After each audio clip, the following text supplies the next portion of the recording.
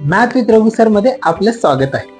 बघा म्हणते 4चा 90 गुणिले 4चा -5वा घात ही सगळं संपूर्ण कंसाचा x वा घात बरोबर 1024 आहे. तर x ची किंमत काढा म्हणते. अशा कंडिशन मध्ये हमेशा तुम्हाला बेस सेम असायला.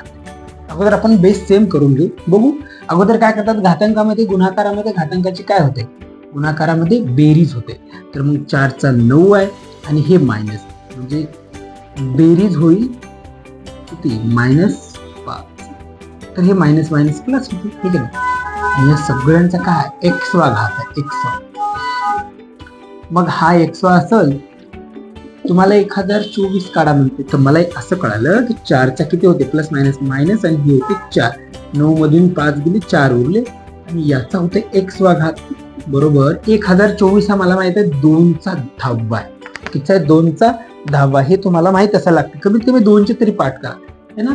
2चा 2 किती होते, 4. 2चा 3 बरोबर 8. 2चा 4 बरोबर 16. 2चा 5 बरोबर 32. 2चा 6 बरोबर 64. 2चा 7 बरोबर 128. 2चा 8 बरोबर 256. 2चा 9 बरोबर 512. आणि 2चा 10 बरोबर 1024. 2चा टेबल ह्याचा पाठच पाहिजे तुम्हाला, हे महत्वाचं आहे. मग आता हे 10वा आहे, हे मला माहित आहे 2चा वर्ग आहे. 2चा वर्ग म्हणजे 4ला मी असं लिहू शकते, 4ला 2चा वर्ग. हे 4 2 8. 8 गुणिले x म्हणजे 8x, म्हणजे 2चा 8x बरोबर झाला 2चा 10वा. 2 2चा आपल्याला काय देणे घेणं, आता घेऊ पॉवर. तर म्हणजे होते 8x बरोबर 10. तर हे 8 जाईल याच्या भागाकारात आणि होईल x बरोबर 10 भागिले 8.